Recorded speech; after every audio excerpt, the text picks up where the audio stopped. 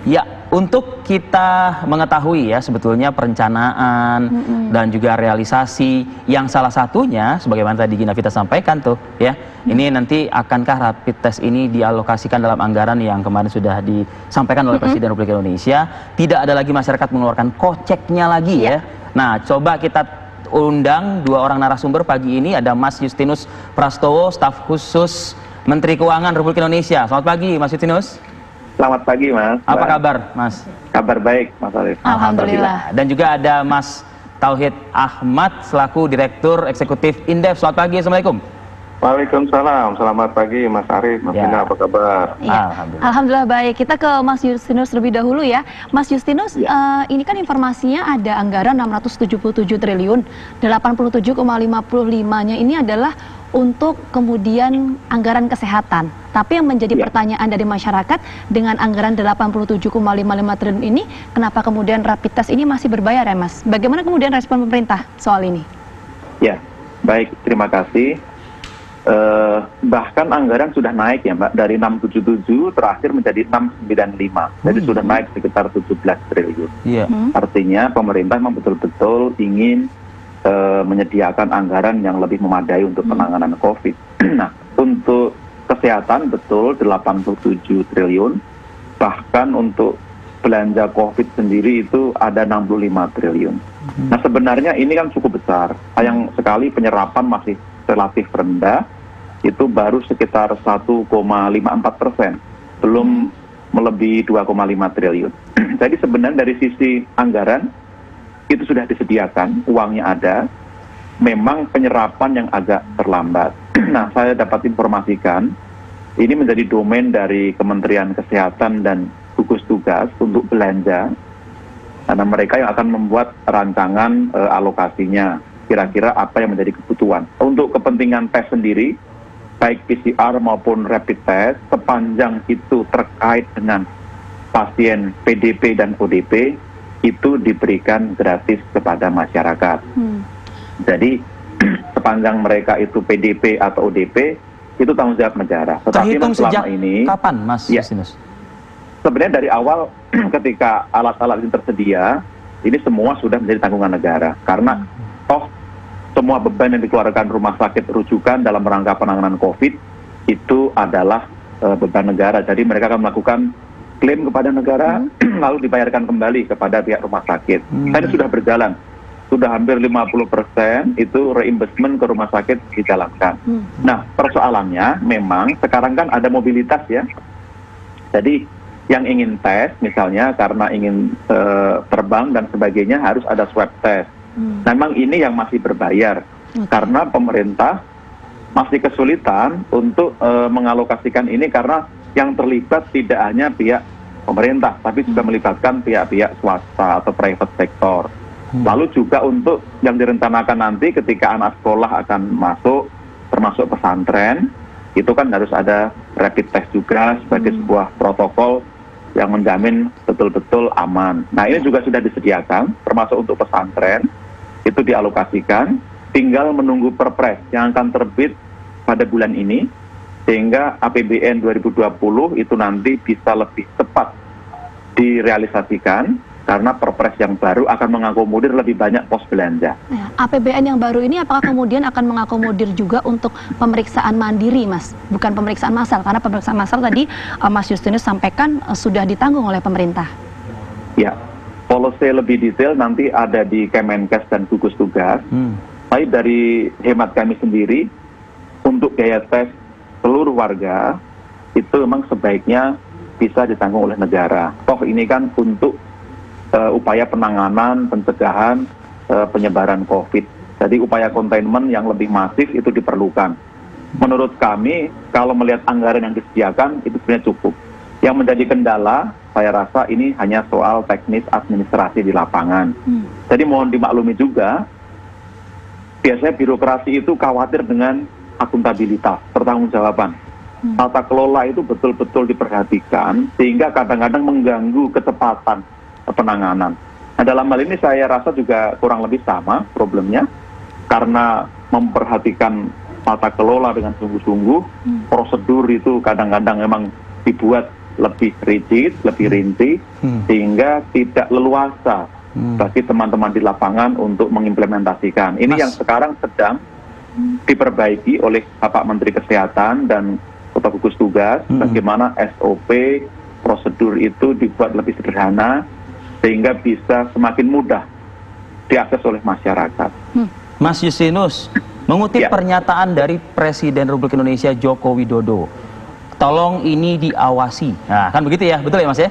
Tolong ini diawasi, tidak hanya oleh aparatur penegak hukum seperti KPK, jaksa dan kepolisian, kalaupun juga ASN juga, ya kan, semuanya, civil society dan lain sebagainya. Jangan kalau perlu digigit ya, istilahnya gitu ya, mungkin kalau saya mengutip pernyataannya Pak Presiden.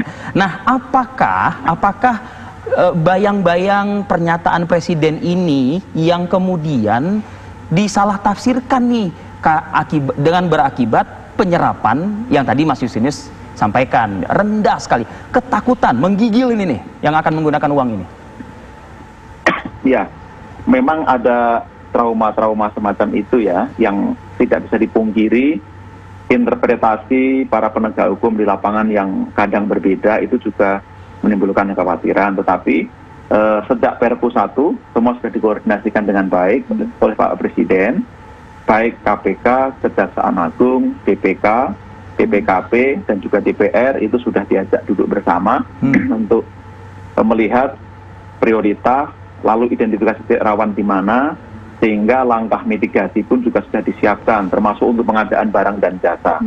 Nah, memang kita juga sedang menyiapkan beberapa aturan teknis baru sehingga betul-betul menjamin para pejabat maupun aparatur negara, PNS itu berani untuk melakukan eksekusi di lapangan. Seharusnya kalau tidak ada moral hazard, tidak ada masalah. Karena Perpu juga sudah menjamin, Undang-Undang 2 sudah menjamin, pasal 27, sepanjang tidak ada moral hazard, ini itikat baik, tidak ada persoalan. Nah, ini yang perlu sosialisasi, memang harus diakui, masih ada tadi semacam bayang-bayang trauma dan sebagainya. Mas Justinus, kalau bayang-bayang trauma, ya, tapi di sisi lain banyak juga Mas ya, adalah beberapa, tidak banyak begitu ya, yang mengatakan begini, ya wajar penyerapan kurang, duitnya ada apa enggak? Gitu loh Mas. Iya, duitnya ada Mas. Kas negara saat ini sangat cukup untuk memenuhi kebutuhan. Bahkan sebenarnya karena pandemi ini berdampak kepada pembangunan, pada mobilitas, penyerapan belanja memang agak lambat. Sampai dengan bulan Juni ini pertengahan, realisasi APBN kita baru mencapai 36%. Padahal ini sudah hampir satu semester. Untuk pusat baru 32%, daerah itu sudah 45%. Jadi total baru 949 triliun. Kenapa? Karena hampir tidak ada pembangunan yang bersifat fisik. Maka sekarang alokasinya ke non-fisik. Untuk mendukung penanganan COVID terutama, lalu jaring pengaman sosial yang diperkuat. Ada 203 triliun di sana. Mas Justinus, ini Anda mengatakan cukup ini, apakah kemudian bisa dikatakan juga cukup untuk misalnya melakukan pemeriksaan untuk masyarakat yang akan mobilitas dari menuju ke daerah lainnya? Nah, jadi sebenarnya begini, kalau untuk masyarakat yang akan mobilitas, pemerintah kan sudah membuat prioritas ya sebenarnya, untuk orang yang melakukan perjalanan dinas atau kepentingan bisnis. Nah, dalam hal lain adalah kebutuhan mendesak, misalnya ada keluarga meninggal, berobat dan sebagainya. Itu ditanggung tentu tidak, Mas? Kalau untuk itu ditanggung tidak? Ya, kalau untuk perjalanan dinas ASN, TNI, Polri tentu sudah ada alokasinya. Nah, kita sekarang ini dalam rangka menangani COVID menggunakan prinsip cost sharing, Pak. Artinya apa? Bagi yang mampu juga dipersilahkan untuk membiayai sendiri, toh ini sebenarnya untuk kepentingan yang sifatnya sebenarnya mendesak. Seperti orang bisnis, berarti kan korporasi yang menanggung. Tadi misalnya ada kendaraan logistik akan menyeberang pulau, itu kan harusnya menjadi tanggungan dari pemilik usaha. Tetapi untuk di luar itu, pemerintah menjamin. Artinya untuk kepentingan-kepentingan warga negara yang ingin tes karena memang khawatir sebagai ODP atau PDP, itu semua ditanggung oleh negara. Oke. Mas, tapi Mas Justinus, tapi gini, saya ada berita ini Mas, di wilayah Bali ya, ini sopir sudah job sepi, masih keluarkan biaya tambahan untuk kemudian menyeberang ke wilayah Gilimanuk, begitu. Padahal ini untuk pengangkutan atau kepentingan untuk logistik. Baik. saya dapat menjawab beban penanganan COVID itu tidak hanya beban pemerintah pusat, tetapi juga pemerintah daerah. Pemerintah daerah sudah melakukan refocusing anggaran. Waktu itu sudah bisa menghemat 60 triliun untuk semua daerah. Lalu juga ada alokasi dari pusat berupa DAK non-fisik, lalu DID juga, dukungan untuk Pemda. Itu semua bisa digunakan oleh kepala daerah dalam rangka menangani COVID. Nah, di NTT misalnya, NTT kemarin membuat kebijakan untuk para pengendara truk dan sebagainya tadi mendapat tanggungan dari pemerintah daerah. Nah, sekarang ini dipersilahkan kepada daerah untuk lebih proaktif dan bisa lebih kreatif untuk memberikan pelayanan pada masyarakat, terutama yang menjadi tanggung jawab di wilayahnya, karena toh anggarannya bisa disediakan. Kalau keberatan, silahkan berkoordinasi dengan pusat, baik melalui gugus tugas atau melalui Kementerian Keuangan, tentu akan dibantu dicarikan jalan keluar. Karena dukungan anggaran sebenarnya ada. Barangkali hanya terkait administrasi, tentang pos pengeluarannya, alokasi, lalu kalau daerah itu butuh revisi anggaran, kan sudah bisa dilakukan. Sekarang jauh lebih mudah.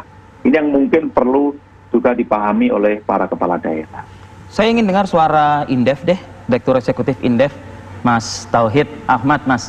Penjelasan yang cukup komprehensif ya oleh Mas Justinus Prastowo.